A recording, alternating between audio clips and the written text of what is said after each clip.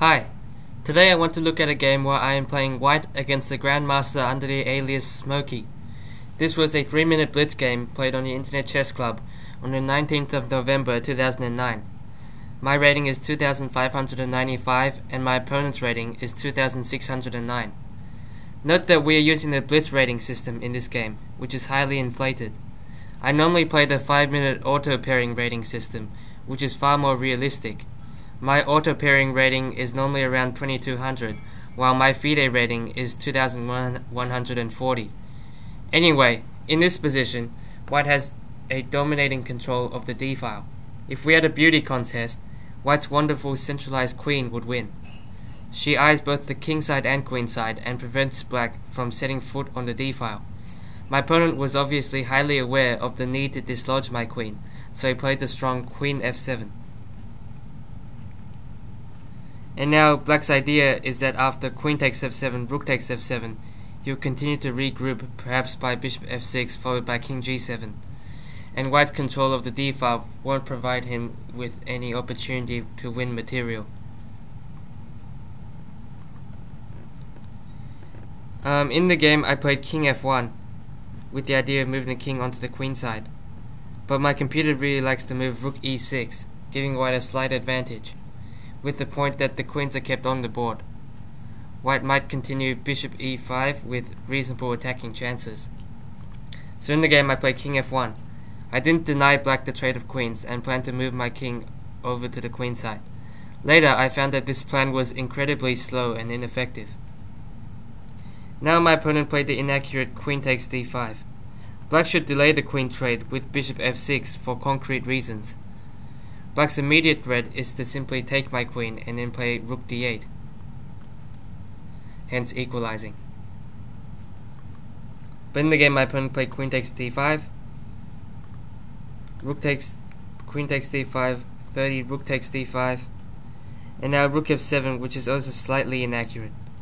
Although after king g7, white can still play for an advantage at no risk after rook d7, and now black should defend his 7th rank rook f7, and white has the cunning rook takes f7, king takes f7, bishop b8, winning a pawn.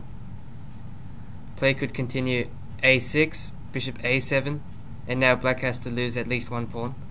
b5, a takes b5, a takes b5, bishop takes c5, and now white can focus on converting his extra material, although black has good drawing chances. In the game my opponent played 30, rook f7, rook d8 check, bishop f8, and now I played bishop e5 check, which is a mistake. White can craftily gain the advantage after rook a8, king g7, bishop b8, which is actually quite hard to see at the board. For example, if a5, white continues to attack rook a6, rook b7, and now rook a7 is very strong, forcing the trade of rooks. Rook takes a7, bishop takes a7, and black is losing at least 2 pawns. Of course that was not the best way to play for black, but I was just giving an illustration. So rook a8 would have given me a clear advantage, but I played bishop e5 check, which brings white very little. King g8, black recovers now. And now I play king e2, rook a8, rook d7. If white plays bishop b8, which is a blunder, his plan no longer works because black simply plays rook d8, pinning the bishop, and in fact white is losing now, as black will play bishop d6 next move and win the bishop because of the pin.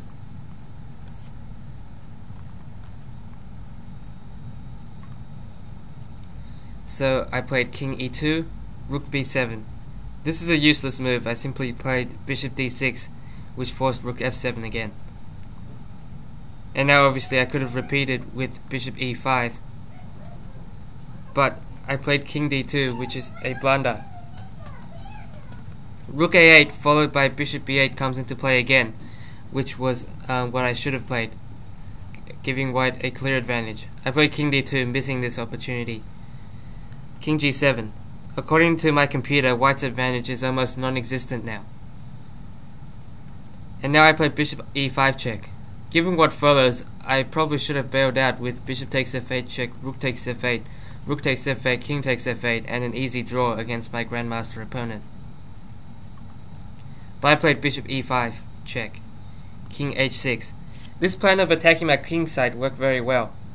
Eventually, I played some weakening moves on the king side, and black was able to gain quite good counterplay here. King c2. I was still heading to the queen side, but this plan is obviously too slow, as I found out during the game. Bishop g7. And now bishop f4 check was better, as white can defend his king side more easily. I traded off bishop takes g7 check, rook takes g7.